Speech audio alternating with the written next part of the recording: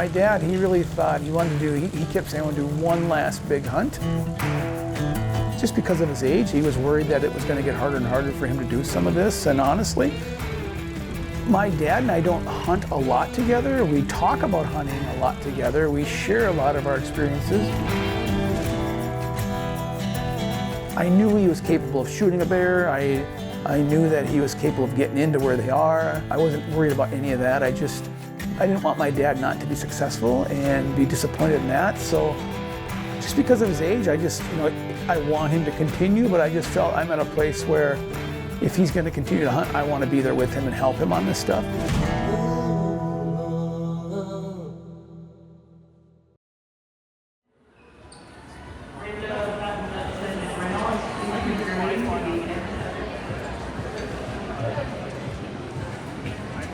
The problem is we need 2 brown bear tags and metal locks for the tags, and we don't have 2.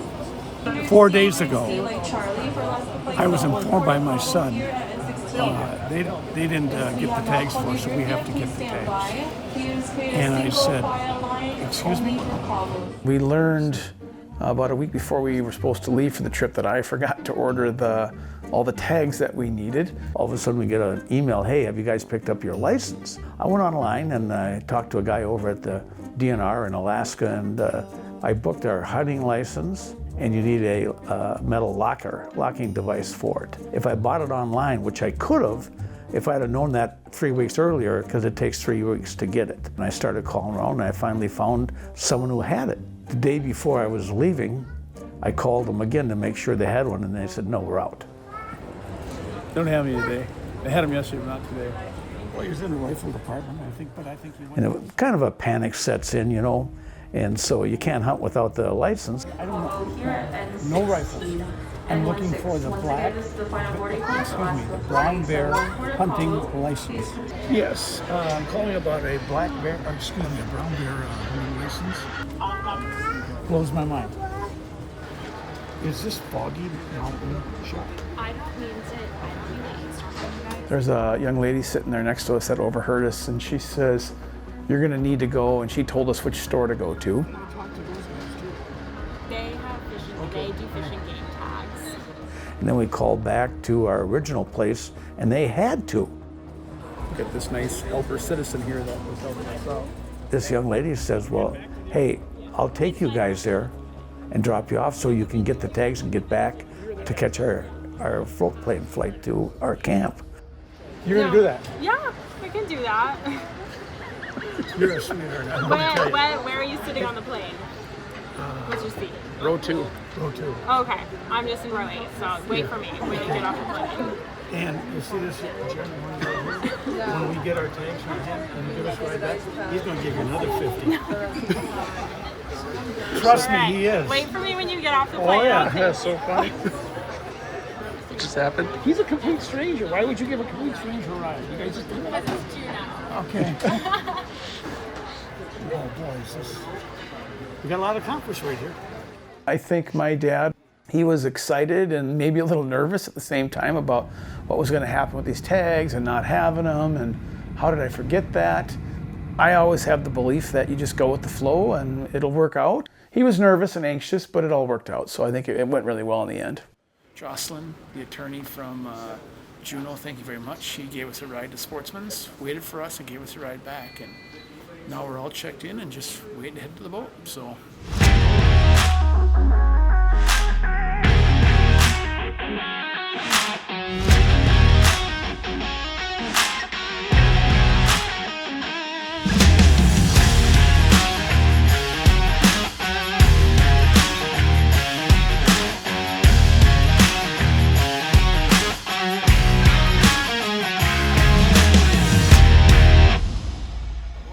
You wait till you get going 20 miles an hour on that boat. These are the ultimate to have. We flew in there, and usually you get to base camp and you unpack and you do this and you sit around. We got to this camp within, I'm going to say, 2 hours. They said, hey, we're packing up and go, get dressed. We're going to go out and hunt. My name is Aaron Sacaleras. I'm from Raton, New Mexico. I'm a assistant guide up here in Alaska. Work for Coastal Alaskan Adventures. I think it's going to be glorious. The weather's perfect. The bears are starting to come out, and I think it's going to be an awesome night. Right away, we had a snack and got our gear on, and I think we went out, I don't know, it was probably between 6 and 7-ish, I'd say. It's crazy how nice these trees look. You think it's beautiful in there. It's unforgiving in there, I'm gonna tell you right now. And we probably boated a half an hour to a spot south of the boat, and right away we spotted a bear. Since we have the wind for it, we'll get back in the skiff. We'll motor up here, we'll anchor, and we'll kind of walk out there and just see if we can get a better look at those bears. There's a couple of them out there, and it's early yet. So. I mean, I honestly thought we were gonna have a bear the very first night we were here, like within the first 2 hours. Like a 24-hour max hunt and be out of here. I like that bear, don't you? I like the first look. We thought it was a good bear. We really felt it would have been where we wanted. Just we weren't 100% it was the right one. We weren't 100% that it was a boar, and it was literally day one. So we thought that was okay. We would just continue on and just keep looking the next day.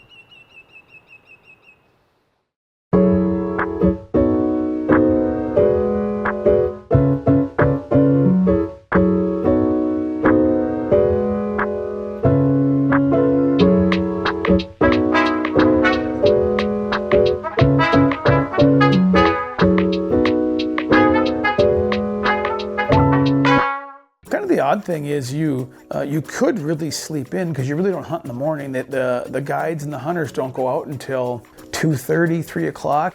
The bears just aren't active in the morning, so they're really going out in the afternoons, late 3 o'clock plus. You know, you can literally sleep in as late as you want. Breakfast is around 10 o'clock. I would get up around between 7 and 8. I'd go up and play some cards. Dad and I were playing cribbage, where I would play some solitaire. I think honestly you could even push to 5 o'clock before you go out. A lot of nights you weren't getting back to the boat until 10:15, 10:30-ish.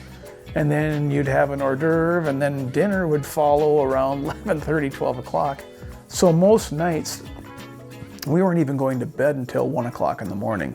So that the time schedule was a little awkward, but yeah, that was a typical day on the boat. What are we, day 3, I'm gonna say it is. And Pete and Kelly got a bear last night, and they're departing, so it's 3 o'clock in the afternoon, and we're just getting ready to go out for the evening hunt. So that's the plan. Get her done. And now that Pete's tagged out, we took his guide Logan along with us, and Logan became our drop-off person.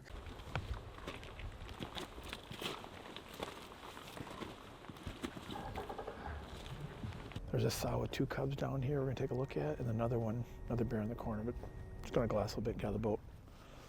This one, the way it's walking, it looks like a boar. I haven't seen anything but its butt. Aaron thought it was a good enough bear that we had Logan come in. We need to come from a different area on the other side of that flat for that bear. So we got back in the boat, and we pulled that boat back up on the other side of that flat. Logan, Aaron, myself, and Connor got out, and we probably had, I don't know, maybe 20-minute walk, 25-minute walk, and that bear was chasing a sow, and the sow would run a little bit, and he had no worries about us. He just was on that sow.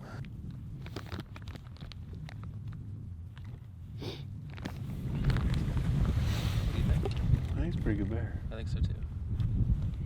I listened to my guides, and they say we should take a closer look, which I think is always a sign for let's give it a go. So.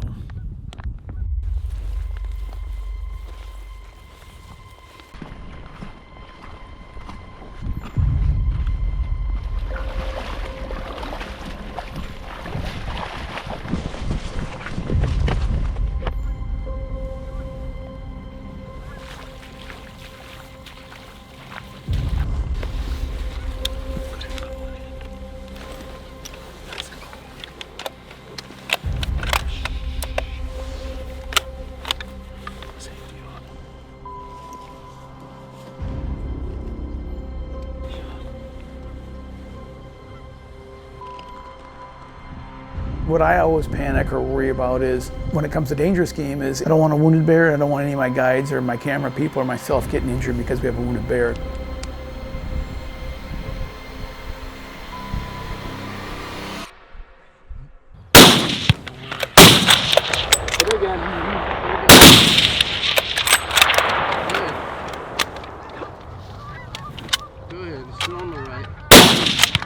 Good shot. Hit him again.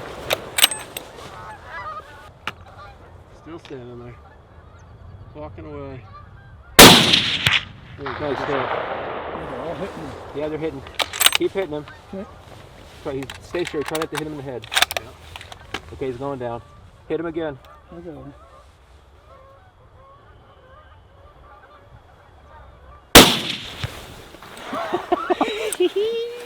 Right on, brother. That was some lead. Oh, my ear is bleeding. Oh, sorry about that. No, okay. Oh, boys.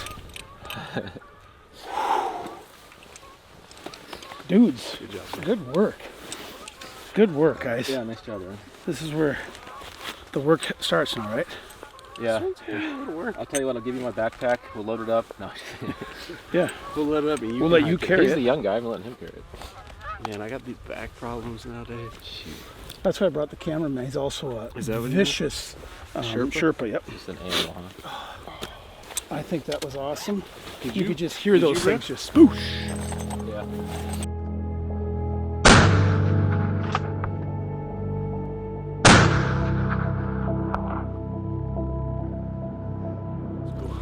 Good work, guys. Awesome. Let's go check it out.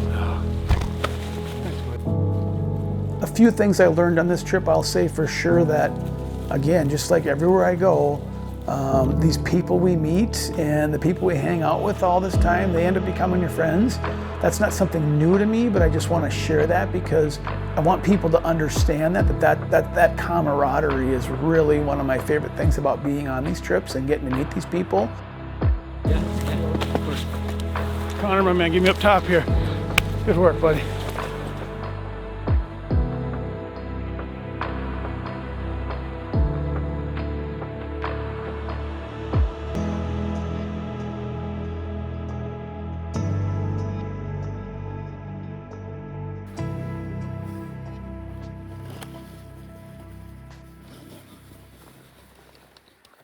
I think you should just try it just like for 10 yards once just to see what it feels like. Alright, let me get my vinyl harness. Would you like me to? You want me to carry it, Aaron? I'll carry it. I got it. No, I mean, I'm not carrying the pack. You are. I meant the... The vinyl harness. I was wondering what he was thinking there. I was like, no freaking way. The guides, they've worked together for. I mean, I think Logan's been there. I think 15 plus years.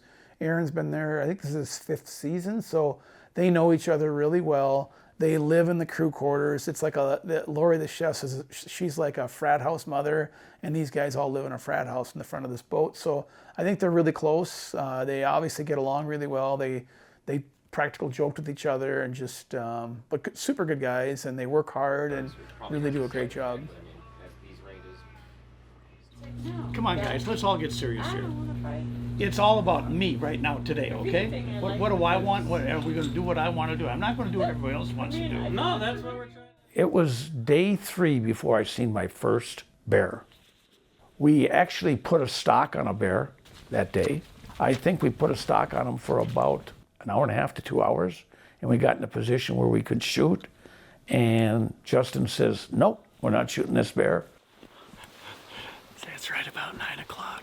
Wind switch, so we're getting out of here. It's not worth spooking anything. He says, "We can do better." And we packed up and we left. I didn't want my dad not to be successful and be disappointed in that, but that's hunting and that happens. I knew there were bear in the area, and we just weren't in the right spot to see them. People think when you go hunting, there's animals every place. Well, sometimes there are animals every place, and sometimes there aren't. I just wear this in the boat.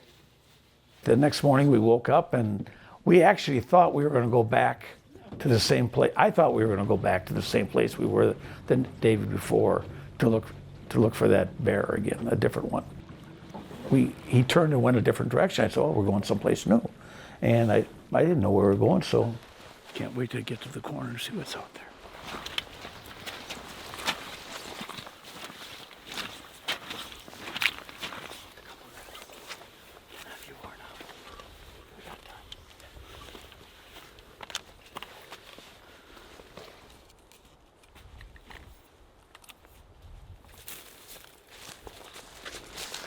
Hey Bear, I assume it's our boy. He's still a little ways. From here, I'm just gonna get a scope on him and just make sure it's what we think it We'll is. just camp down here too. Yeah, we'll just right here, we're still far enough, and then if it's what we want, we'll just continue what we're doing. So yeah, that's him. I mean, everything about him I like. He was amongst a whole bunch of logs and trees that were down and different things, and we had great cover. So in sneaking up on the bear, usually you don't have cover. On this one, we had cover. And we finally got as close as 146 yards. Right now, it's just a matter of patience. We're just gonna wait. I'm gonna say he might have laid there for an hour and a half and didn't move. At one time, he started to get up, and I thought, well, that's great. Then he went right back down. And then within maybe 5 minutes, he got up again and he sat in a sitting position. I said, I still think I have to hit him on the shoulder, but maybe that's too high. And he says, if we have to shoot him, we're gonna shoot him. But he says, I think he'll get up. And finally, he got up and Justin says to me, you just tell me when you're gonna shoot.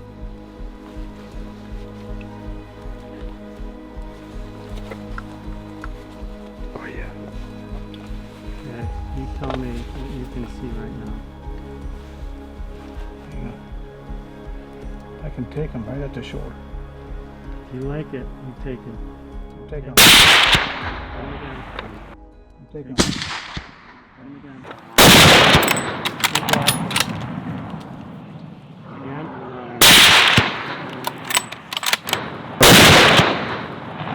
But I just emptied the rifle in because beforehand, Justin had said, you got 4 shells in your gun? I said, yeah. He said, I want you to use all 4. I do not want to go down there where a bear isn't dead yet. I know one thing, my first shell I hit him with, he was all done. He never took one step. Another thing happened on the first shot. I think we startled him so bad and we hit him with so much energy, he just totally crapped in his pants and blew anything he had in his body, he blew out the rear end of himself. And it was a pretty good joke in the camp, if you want to know it.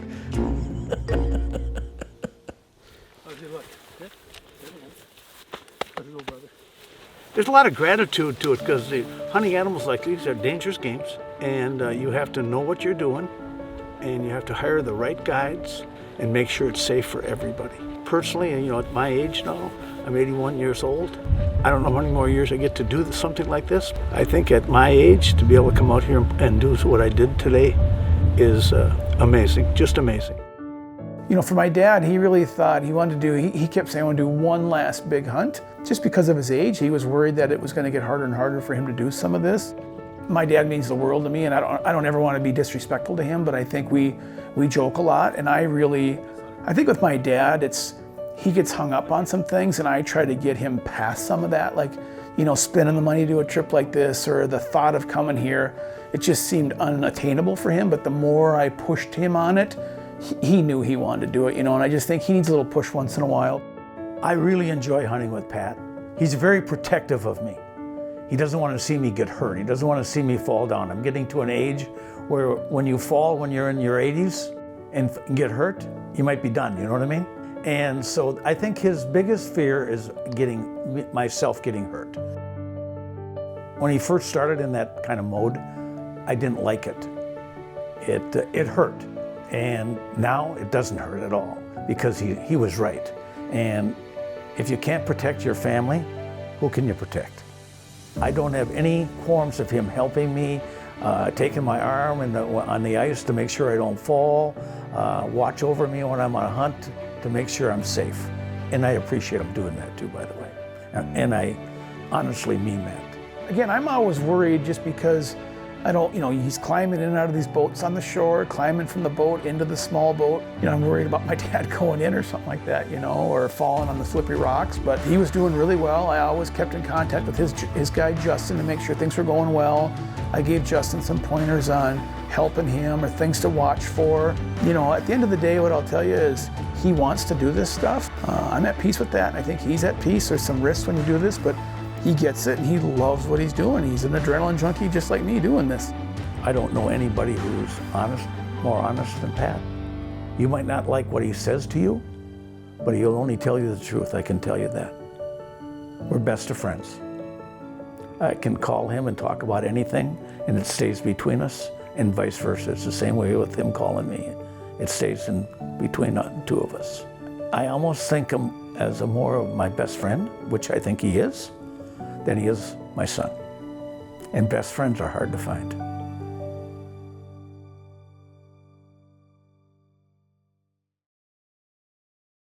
I would say one of the neat things that happened the night he got his bear, I looked at his guide, Justin, and I said, hey, Justin, if you shoot a bear for my dad tonight or get my dad on a bear, I'm going to give you my father's Swarovski spotting scope. If you don't want it, I won't give it to you then. I made a deal with you, so. So when they came back to the boat and said they shot one, I grabbed his spotting scope, walked up and handed that spotting scope to Justin. Good work. Thank you very much. I appreciate it. Yeah, no.